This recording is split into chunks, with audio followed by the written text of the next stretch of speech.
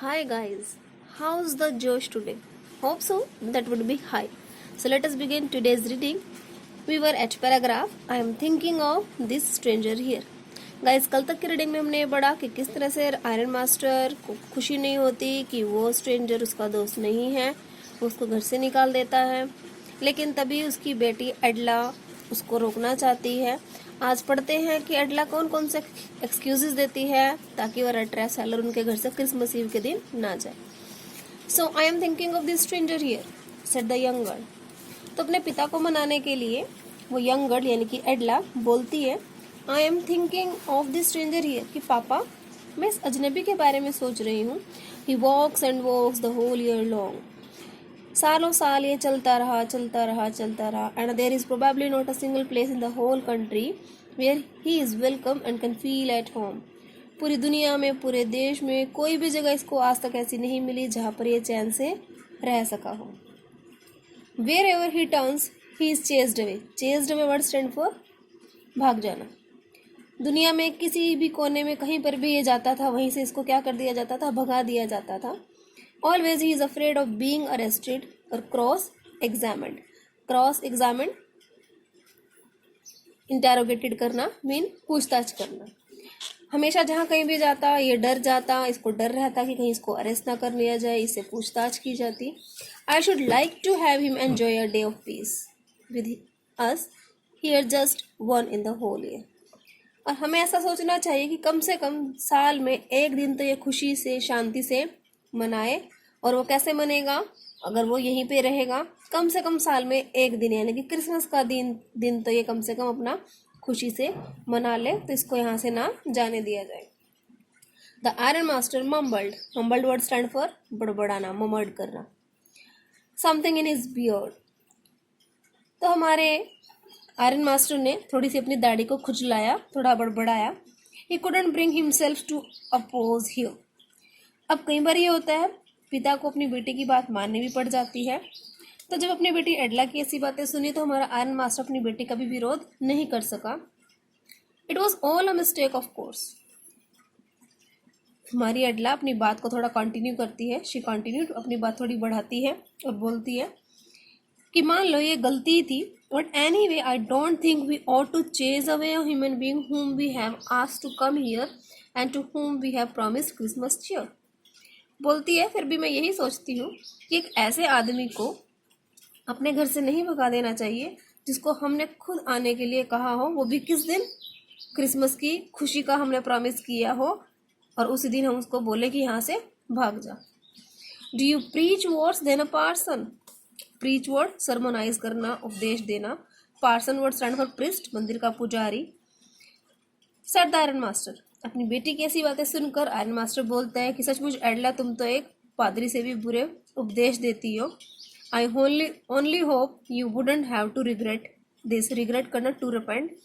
ठीक है, तुम्हारी बात मान लेता हूँ, लेकिन मुझे ये उम्मीद है कि तुम्हें अपनी इस बात के लिए बाद में पछताना ना पड़े। The young girl took the stranger by the hand and led him up to the table.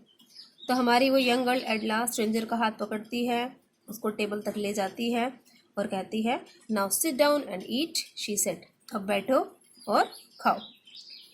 For she could see that her father had given in. क्योंकि वो अब देख सकती थी कि उसके पापा ने गिवन इन कर दिया, यानी कि हार मान ली है। मतलब ना चाहते हुए भी इसके पापा ने उसको, स्ट्रेंजर को, घर में आज के दिन रहने की परमिशन दे दी है। The man with the rat traps said not a word. अब हमारे इस युवा ने, चूहेदानियों वाले ने, अपने मुंह से कोई भी अक्षर नहीं निकाला। He only sat down, बैठ गया, and helped himself to the food। खुद की हेल्प करने लगा खाना खाने में और डालने में। Time after time he looked at the young girl. बीच बीच में नजर उठाकर उस युवा लड़की की तरफ देखता। Who had interceded him for him। Intercede करना, बीच बचाव करना। कल भी ये वर्ड किया था हम लोगों ने। बीच बीच में नजर उठाकर उस युवा लड़की को देखता है जिसने इंटरसीड किया उसके लिए, उसका बचाव किया। Why had she done it? सोचता है कि उसने ऐसा किया क्यों। What could the crazy idea be? Crazy word stand for mad। सोचता है कि इसके पीछे क्या पागलपन है, क्या हो सकता है कि इस लड़की ने मुझे बचाया। After that Christmas Eve, tramps जो passed just as it always had। इसके बाद रामजो यानी कि आयरन मास्टर के घर वो क्रिसमस की संध्या वैसे ही गुजरी जैसे हमेशा होती है। The stranger didn't cause any trouble because he did nothing but sleep. अजनबी ने किसी भी परेशानी का सामना नहीं किया, ना ही कोई कारण बना। उसने क्या किया, सारा दिन सिर्फ सोया।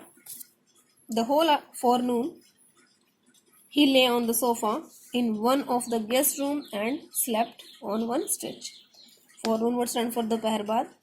पूरी दोपहर तक वो सोफे पर आराम से लेटा रहा। कहाँ पर? गेस्ट रूम में, एक कड़थल लिए, एक स्ट्रेच पर यानी कि एक बल पर। At noon they woke him up so that he could have his share of the good Christmas fare. दोपहर में उन्होंने उसको फिर दोबारा से क्रिसमस का दोपहर वाला भोजन करने के लिए उठाया। After that he slept again. उसके बाद दोपहर का खाना खाकर भी वो सो गया। It seemed as though for many years he hadn't been able to sleep as quietly and safely as here at रामजो।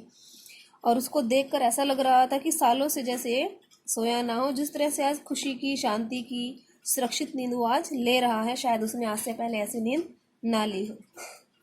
In the evening, शाम को, when the Christmas tree was lighted, जब शाम को क्रिसमस ट्री जलाया गया, he woke him up again. Iron master, उसकी बेटी ने उसको फिर से उठाया। And he stood for a while in the drawing room. वो ड्राइंग रूम में खड़ा हो गया। Blinking as though the candle light hurt him. Blinking करना, जब लाइट जलती है और बुझती है तो उसकी रोशनी में उसकी आंखों को वो रोशनी चुभ रही थी जब वो डाइनिंग रूम में खड़ा हुआ। इसके लिए उस लाइट को बियर कर पाना मुश्किल हो रहा था। लेकिन after that he disappeared again. एक बार उस ट्री को देखकर फिर दोबारा से चला गया। 2 hours later he was aroused once more। aroused करना, वेकअप करना, वोकअप करना, उसको उठाना। 2 घंटे के बाद उसको फिर से उठाया गया। he then had to go down into the dining room। फिर दोबारा से वो डाइनिंग रूम में गया। and eat the Christmas fish and porridge। और क्रिसमस पर जो मछली और दलिया बनाया हुआ था उसने वो खाया। Thank you.